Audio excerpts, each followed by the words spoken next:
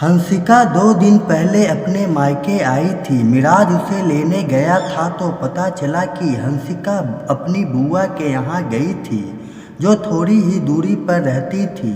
मिराज वहीं पर रुककर हंसिका का इंतजार कर रहा था कि तभी मिराज की माँ का फ़ोन आया। मिराज ने उन्हें बताया कि हंसिका अपनी बुआ के यहाँ गई है, उसके वापस आते ही हम दोनों घर के लिए निकलेंगे। ये सुनकर मिराज की माँ का गुस्सा 7वें आसमान पर पहुँच गया कि बिना उसकी इजाज़त के वह किसी रिश्तेदार के यहाँ कैसे चली गई। माँ के कहने पर मिराज हंसिका को लेने उसकी बुआ के घर पहुँच गया। वो बहुत गुस्से में था। वहाँ जाकर वो हंसिका को भला बुरा कहने लगा और बिना बताए बुआ के यहाँ आने के लिए डांटने लगा और तुरंत ही वहाँ से चलने को कहा। वहाँ उसको अचानक इस तरह आया देखकर सभी आश्चर्यचकित थे। सबने उसे समझाने की कोशिश की तो उन्हें भी अपशब्द कहने लगा। बेचारी हंसिका के शर्म और अपमान के कारण आंसू नहीं रुक रहे थे।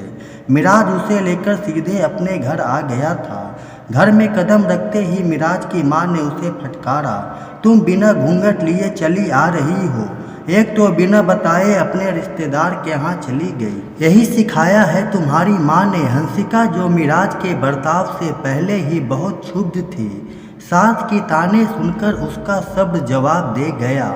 वह बड़ी ही शालीनता के साथ बोली, मम्मी जी, मेरी माँ ने मुझे बहुत कुछ सिखाया है और ससुराल में कैसे रहना है आप सिखा ही रही हैं, पर मुझे लगता है कि कुछ संस्कार आपको अपने बेटे को भी देने चाहिए थे कि दामाद होकर ससुराल में किसी के यहाँ बिन बुलाए ना पहुँच जाएं और किसी का अपमान करने का अधिकार तो उन्हें बिल्कुल भी नहीं है, क्योंकि संस्कारों की ज़रूरत सिर्फ बहू को ही नहीं होती है।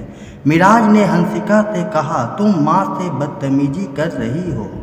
मैं माँ से बदतमीजी नहीं कर रही हूँ, बल्कि उन्हें बता रही हूँ कि जिन संस्कारों की उम्मीद वो अपनी बहू से करती हैं, उनके बेटे में भी होने चाहिए। बहू को कैसे रहना चाहिए ये बात तो माँ जी हमेशा बताती हैं, पर दामाद को ससुराल में कैसा व्यवहार करना चाहिए ये बात शायद आपको बताना भूल गई।